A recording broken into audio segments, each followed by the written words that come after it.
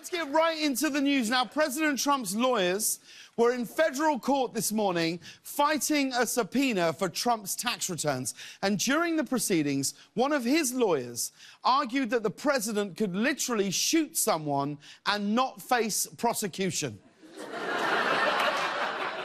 In 3 years, we've gone from hope and change to duck and cover. I feel like I need to remind you, Trump's lawyer brought this up in a hearing about tax returns. So, yeah, I think it's safe to assume Trump did some pretty bad things in those taxes. The lawyer specifically argued that the president could shoot someone on Fifth Avenue in New York City and not be prosecuted. In related news, Trump's just invited Joe Biden to a one-on-one debate on Fifth Avenue in New York City. Meanwhile, impeachment hearings continue today on Capitol Hill. Well, I mean, they did for a while, until around 24 House Republicans stormed a hearing room and refused to leave. They were protesting the closed-door proceedings and ended up delaying the hearings for more than 5 hours.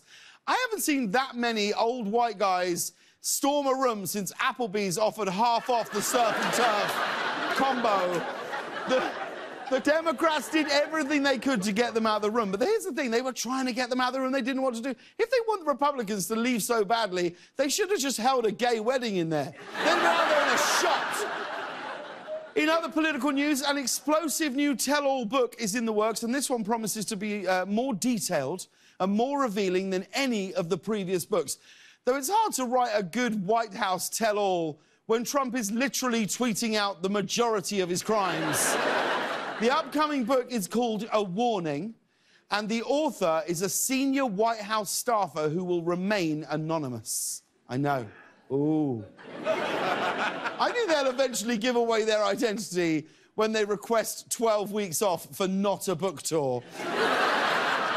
Here's the thing, whoever wrote this book still works in the White House, so you just know that Trump is going around asking everybody if they're anonymous. Although, as we know, for the president, that word is a challenge. Anonymous, really anonymous. The book will be titled A Warning. That's what it's called, and I appreciate the effort. Feels about 3 years too late for a warning, doesn't it? I feel like a better title would be, see? Told ya. In other Trump news, the president has a new plan to eliminate all of the negative press that's around him. He's having the White House cancel its subscriptions to both the New York Times and the Washington Post. That'll do it. Problem solved. Done. That's how you handle it. La, la, la, la, la. In a recent interview, Trump said, and this is true, "We don't even want it in the White House anymore." To which the papers replied, "Yeah, we say the same thing about you." Can you imagine being the staffer who has to hand the newspaper to Donald Trump every morning? Like, "Hey, boss, might want to skip the main section today. Also, the middle section's not... You know what? I'm going to put on Fox News for you. There you go." And finally, we have an amazing scientific breakthrough to tell you about. Scientists in Virginia, thank God, have now successfully trained rats to drive tiny cars.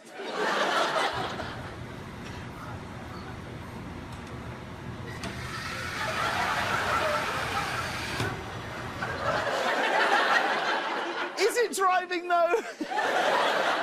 They've really gone all out on the fact they've taught them to drive. Is that driving?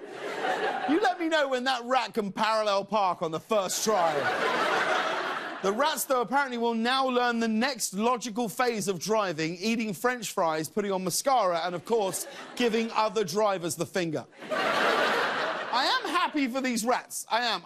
It's great that they've learned a new skill. It's great that they can operate a car. But I want to say this to these scientists. If you teach those rats to sing while they drive, I will sue your asses.